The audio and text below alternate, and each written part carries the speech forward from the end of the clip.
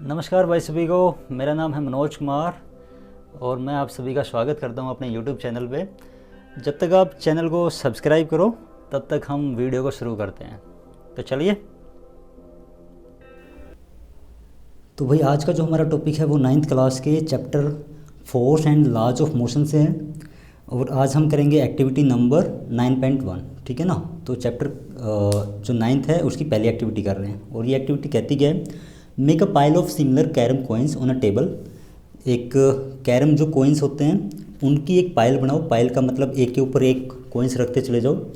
Then attempt a sharp horizontal hit at the bottom of the pile. और एक जिस तरीके से हम कैरम बोर्ड खेलते हैं स्ट्राइकर से हिट करते हैं ना, उसी तरीके से उसके बॉटम पे हिट करो यूजिंग अनदर कैरम कॉइन और द स्ट्राइकर। ठीक है। If the hit is strong enough, और यदि आपकी हिट जो आपने मारा है वो स्ट्रॉन्ग इनफ है, then the bottom coin moves out quickly. तो जो बॉटम का कॉइन है वो मूव आउट कर जाएगा quickly. Once the lowest coin is removed the inertia of other coins makes them fall vertically on the table. तो जैसे ही नीचे वाला कॉइन रिमूव हो जाएगा, जो इनर्शिया है दूसरे कॉइन्स का, ऊपर वाले कॉइन्स का, वो उनको वर्टिकली फॉल आउट करवा देगा। ठीक है ना। तो ये कहना चाह रहा था भाई टेबल में। और जैसे कि हम कैरम बोर्ड पे देख सकते हैं कि यदि मैं इस तरीके की एक पाइल बनाऊं और नीचे से स्ट्राइकर हिट कराऊं तो सिर्फ और सिर्फ नीचे वाला कॉइन ही जाएगा, क्योंकि जो ऊपर वाले कॉइन्स का इनर्शिया है ना वो उनको कहीं नहीं जाने देगा। और यही मेरा न्यूटन्स का फर्स्ट लॉ कहता है। ठीक है। तो एक बार सबसे पहले न्यूटन्स के फर्स्ट लॉ को भी देख लेते हैं कि न्यूटन्स का फर्स्ट लॉ कहता क्या है, ताकि मुझे उसकी भी समझ मिले। ठीक है ना। तो Newton's first law says that all objects resist a change in their state of motion. इसका मतलब क्या हुआ कि यदि कोई भी ऑब्जेक्ट है वो रजिस्ट करेगा किसी भी चेंज को जो उसकी स्टेट में परिवर्तन लेके आने की कोशिश करेगा। ठीक है ना। मान लीजिए यदि कोई बॉडी रेस्ट में है तो यदि मैं उसके ऊपर बाहर से फोर्स लगाऊंगा तो वो अपनी स्टेट को रजिस्ट करता है उस चेंज को। मैं ये चाह रहा हूँ कि वो बॉडी मोशन में आए, लेकिन वो बॉडी मोशन में जाना नहीं चाहेगी। ठीक है ना।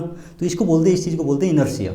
और ऐसा ही मोशन के साथ भी होता है। यदि आप सामने से आ रही रेलगाड़ी को रोकना चाहोगे तो आपको क्या लगता है कि आप उसे रोक पाओगे? नहीं, वो आपके सीधे ऊपर से चली जाएगी। भाई वो अपना मोशन क्यों लॉस करना चाहेगी? ठीक है ना। और इसी को हम also known as law of inertia, इसी को लॉ ऑफ इनर्शिया के नाम से भी जानते हैं। ठीक है। तो चलिए एक बार ये एक्टिविटी करके देखते हैं, तभी पता चलेगा कि लॉ ऑफ इनर्शिया किस तरीके से काम कर रहा है।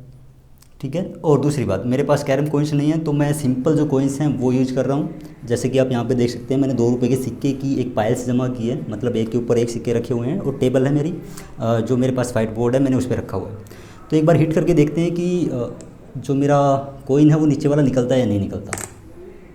जैसे कि आप देख सकते हैं एक कॉइन नीचे से निकल के बाहर।